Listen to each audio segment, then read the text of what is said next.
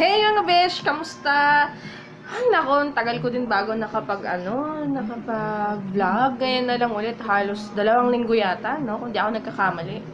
Paano ba naman mga besh? Naging busy din ako sa trabaho. Tapos, ayun na nga, itong linggo lang din, nagkasakit din ako. Nagkaroon ako ng trangkaso. So, ayun, buong week ako nakalib. So, wala work, money. Bago ang lahat, welcome muna dito sa aking channel, ang Larel Peach.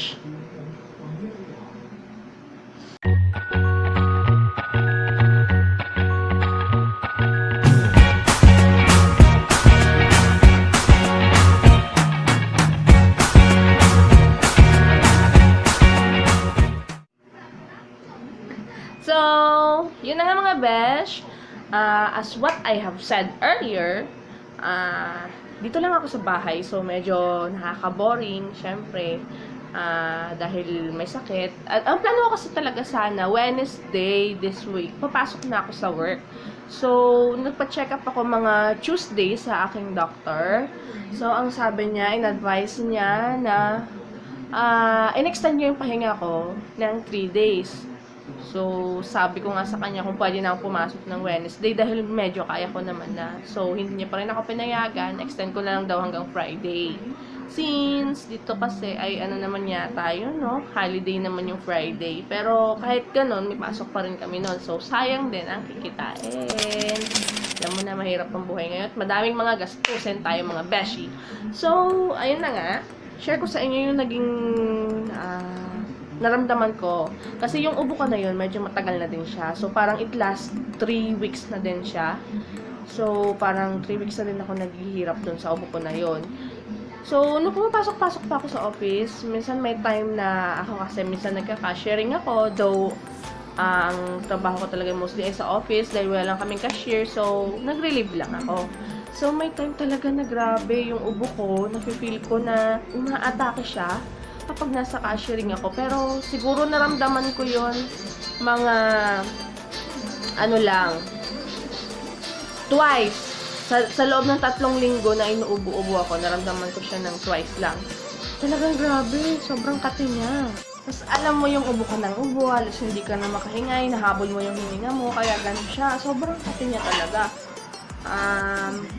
Parang nagkaroon din ako ng trangkaso, pero pinilit ko lang mag-work. Pero syempre kasi dahil madami din kami ginagawa sa trabaho ko, so wala pang cashier, walang mag-reliever. Nagpa-check up ako kasi sabi nga din ng mother ko, magpa-check up na ako, yun. So ang sabi na sa akin ng doc, hindi daw kasi na-assume ko na mayroong tonsillitis. Kasi, alam mo yun, namamaga dito, tsaka dito, tas ang hirap talagang lumunok. Grabe, sobra, napakasakit niya.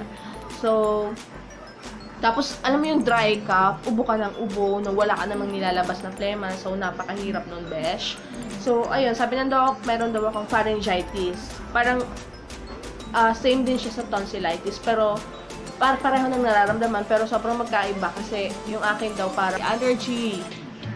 Kumbaga, kapag may nalalanghap akong kakaiba, inuubo na ako, yung hindi ako hiyang yan. So, ang ginawa niya, niresetahan niya na lang ako ng tatlong gamot. So, unang-una, Coamoxiclav na iinumin ko for 7 days. So, ito yun mga besh. Pero ang binili ko, yung generic. So, ito, Coamoxiclav, 500 mg, 125 mg. So, yun, iinumin ko yung for 7 days, 3 times a day. Then, yung pangalawang gamot na nareseta sa akin ay Perorite ang binili ko. So, antihistamine. Yan. Maliit lang siya. Maliliit. Iinumin ko naman to for 2 weeks. Ito na yung para sa allergy ko.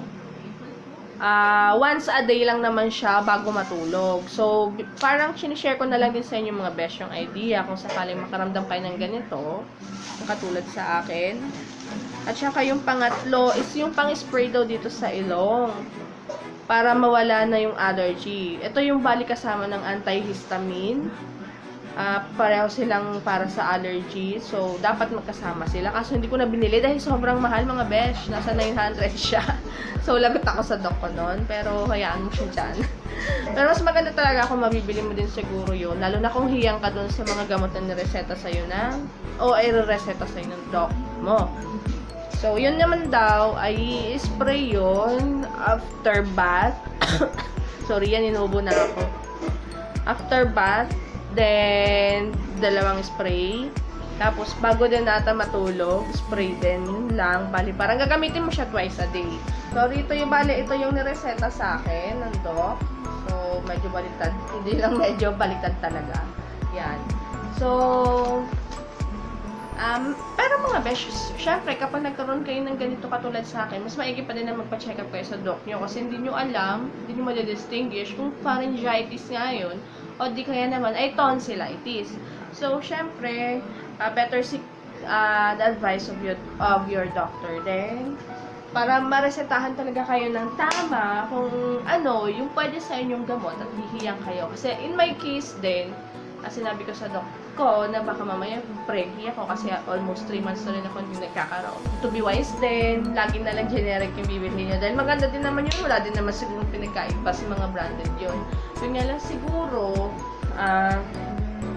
kahit na generic na yung binili ko pailan-ilan lang din yung binibili ko kasi mahal yun talaga mga besh. Una, yung sa Moxiclub ko, binili ko, ano lang muna, good for 3 days. So, magkakilan yun, 369 kasi 3 times a day.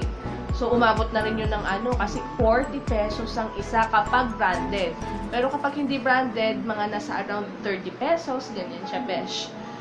So, magkano din ginastos ko noon? 30 times 9, di ba? Yun, umabot ng 270 plus pa itong antihistamine na hindi branded din binili ko. Siguro mga nasa 15, 10, ganun siya. Pero pag branded, yung nireseta ng doc mismo ang bibilhin mo, aabutin siya ng 21 pesos. Yan, nagtanong-tanong muna kasi ako. So, para makatipid tayo, ganun na gawin natin mga besh. Alam mo naman tayo, mga Pinoy, kung saan mura, doon ang gusto natin. Diba? So, yun ang mga besh, yung mga ma-share ko sa inyo. So, hopefully, sana gumaling na ako. Hindi ko alam kung pansin niyo na medyo may kakaiba dito sa voice ko. Medyo nabawasan na din naman siya. Sa gabi nga lang din, medyo nangangati pa rin siya. So, ayun, yung pagkasakit ng pagkalunok ko, nawawala-wala na rin. Konting-konti na lang siya. Thanks God din. So, yun. Yung ubo ko, medyo may plema-plema na din. Pumuputok-putok siya. Pumuputok-putok siya, pero wala pa, hindi pa masyadong sumasama yung phlegm. So, alam natin, darating din tayo dyan. Pabalik na ako sa office, hopefully next week. Pero syempre, gusto ko nang makabalik dahil wala na ako. Alam na.